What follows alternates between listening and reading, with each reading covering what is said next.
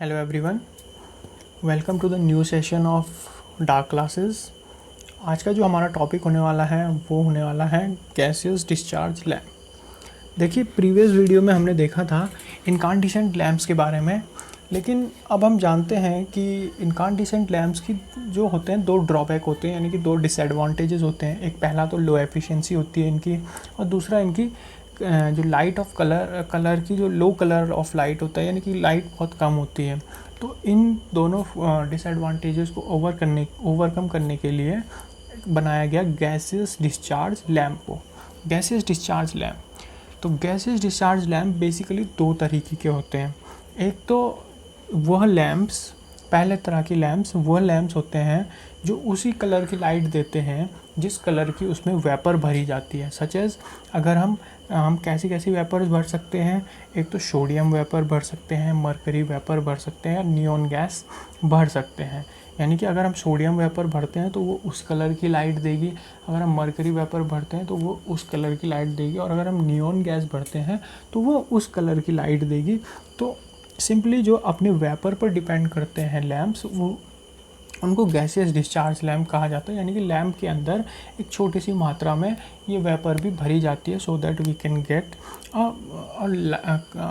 Desirable colour of light. दूसरे lamp होते हैं जो कि फिनोमेना यूज़ करते हैं फ्लोरोसेंस का, उनको कहते हैं फ्लोरोसेंट लैम्प। अब फ्लोरोसेंट लैम्प क्या करते हैं? The discharge through the vapor produces ultraviolet rays which causes fluorescence in certain material called phosphors। यानी कि ये जो फ्लोरोसेंस फिनोमिना है, इसकी वजह से क्या होते हैं, अल्ट्रावायलेट वेव्स भी प्रोड्यूस होती हैं। यानी कि वह वेव्स जो कि एक क्या कहें कि विजिबल लाइट नहीं देती हैं, ये विजिबल नहीं होती हैं, अल्ट्रावायलेट वेव्स विजिबल नहीं होती। तो इसको ओवरकम करने, इसी इफ़ेक्ट को हम फ्लोरोसेंस कहते हैं। और इस इफ़ेक्ट को जो ओवरकम किया जाता है वो कैसे किया जाता है कि जो फ्लोरोसेंट लैम्प होता है, फ्लोरोसेंट लैम्प जैसे कि आपने CFL देखा होगा। अभी मैं आगे आता हूँ, पहले इसको बता दूँ। जो क्या होता है, इस फ्लोरोसेंस को ओवरकम करने के लिए फ्लोरोसेंट लैम्प में क्या किया जाता है, एक फॉस्फर की कोटिंग की जाती है। एक फॉस्फर की कोटिंग की जाती है जो कि उस अल्ट्रावायलेट रेज को एब्जॉर्ब कर लेता है अपने अंदर, और क्या देता है, विजिबल लाइट देता है। ठीक है, तो ये होती है हमारी फ्लोरोसेंट लैम्प की प्रिंसिपल। जैसे कि आपने देखा होगा CFL, इसका फुल फॉर्म होती है कंप्रेस्ड फ्लोरोसेंट लैम्प। और आपने देखा होगा कि जो CFL होती है वो कैसी होती है, इस तरह एक ट्यूब टाइप की होती है, और उसको कैसे कोट किया जाता है, सफ़ेद कोट किया जाता है। तो सफ़ेद जो बेसिकली होता है वो होता है फॉस्फर। हमारा फॉस्फर वो ही कन्वर्ट करता है आपके अल्ट्रावायलेट रेज को विजिबल रेज में, जिसकी वजह से वो हम उसे देख पाते हैं। ठीक है, अब आके सबसे पहले बात करते हैं डिस्चार्ज लैम्प में। पहला डिस्चार्ज लैम्प जो है हमारे पास वो है sodium vapour lamp.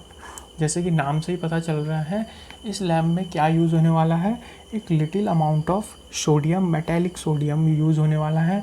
Neon gas इसमें यूज़ होता है, और दो सेट ऑफ इलेक्ट्रोड होती है डिस्चार्ज के लिए, जो कि एक पिन टाइप बेस से जुड़ी होती है। समझ रहे हैं क्या भरे होता है इसमें, मेटेलिक सोडियम भरा होता है, नियॉन गैस भरी होती है, और दो set of electrode connected to a pin type base, pin type base से जुड़े होते हैं। ये लैम्प बेसिकली ऑपरेट करता है 300 डिग्री सेल्सियस पे, और जो इसका डिस्चार्ज एनवेलप होता है वो उसको एनक्लोज किया जाता है एक स्पेशल वैक्यूम एनवेलप के। यानी कि दो एनवेलप होते हैं, डिस्चार्ज एनवेलप को हम एनक्लोज करते हैं एक स्पेशल वैक्यूम एनवेलप के अंदर। और अगर हम बात करें एफिशिएंसी की यूनिट मैंने पहले भी बता चुका हूँ। एफिशिएंसी की यूनिट होती है लुमेन पर वाट। इसकी अगर एफिशिएंसी की बात करें तो वो होती है 40 से 50 लुमेन पर वाट तक, और जो इसकी लाइफ होती है वो बेसिकली चल जाता है 3000 आवर्स तक। अगर बात करें तो ये लैम्प बहुत ही क्या बोलते हैं, वेरिएशन जो है झेल लेता है, वोल्टेज वेरिएशन से ज़्यादा इफ़ेक्ट नहीं होता है, यानी कि फ्यूज़ नहीं करता है। वोल्टेज अगर वेरी करे तो ये फ्यूज़ नहीं होता है। अगर हम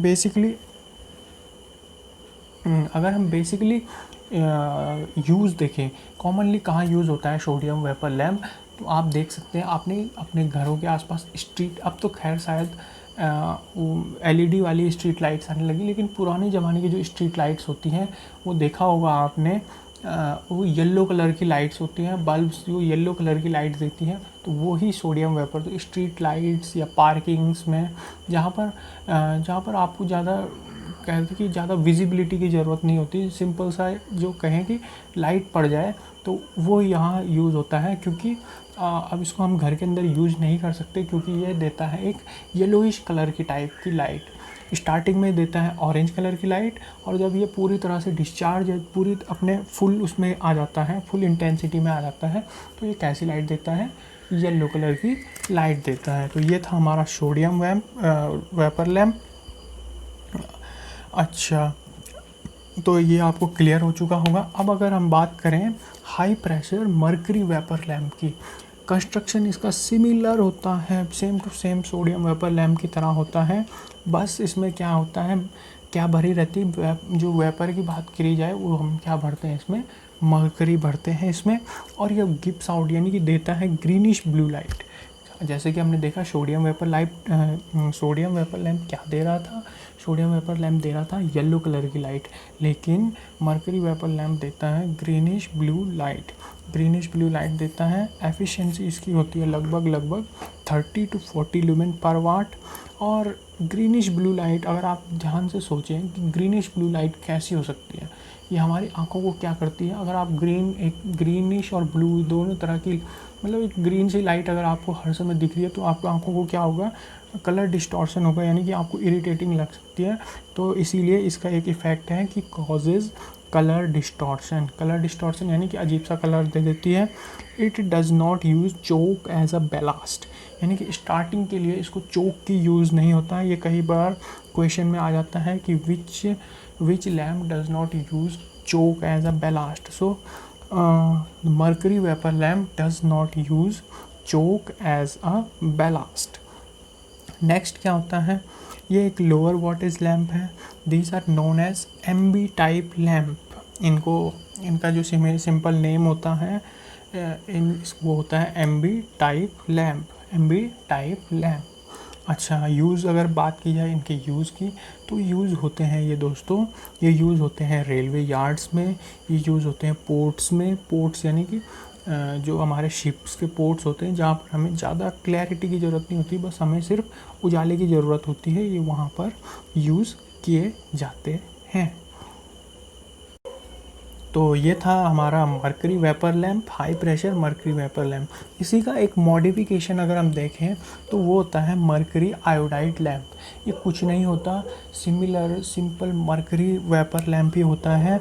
बस इसमें क्या किया जाता है, इसमें डिफरेंस ये होता है कि मर्करी वेपर लैम्प जो होता है उसके साथ साथ क्या जोड़ दिया जाता है, small amount of iodide add कर दिया जाता है। अब आयोडाइड क्यों ऐड कर दिया जाता है, कि वो मर्करी के जो गैप्स होते हैं, यानी कि जो उस लैम्प में जो गैप्स हो गए होंगे, वो गैप्स को भर देता है, जिसकी वजह से क्या हो जाता है, इस लैम्प का लाइट इंक्रीज़ कर जाता है। और लाइट और कलर कैरेक्टरिस्टिक ऑफ लाइट, मतलब लाइट और कलर कैरेक्टरिस्टिक दोनों इम्प्रूव हो जाता है इस लैम्प का। उसकी वजह से इसकी एफिशिएंसी भी अच्छी हो जाती है, जो कि हो जाती है 75 to 90 लुमेन पर वॉट। अच्छा, ये सूटेबल होता है कहाँ, मर्करी आयोडाइड लैम्प आप फ्लड लाइटिंग के लिए यूज़ कर सकते हैं। फ्लड लाइटिंग का मतलब होता है कि जैसे कि बॉर्डर पे चाहिए होती है लंबी लाइट, बहुत लंबी लाइटें, बहुत हाई पावर लाइटें, उसको फ्लड लाइटिंग कहते हैं। इंडस्ट्रियल लाइटिंग के लिए आप यूज़ कर सकते हैं, जैसे इंडस्ट्रीज़ में जो लाइटिंग लगी होती है, या पब्लिक लाइटिंग, पब्लिक यानी कि ये पार्क वार्क में कहीं भी आप इसको यूज़ कर सकते हैं। तो ये थे हमारे डिस्चार्ज लैम्प। अगली वीडियो में हम बात करेंगे नियॉन लैम्प और फ्लोरोसेंट ट्यूब्स के बारे में। अगर आपको ये वीडियो पसंद है तो लाइक कीजिए, शेयर कीजिए और सब्सक्राइब कीजिए। Thank you.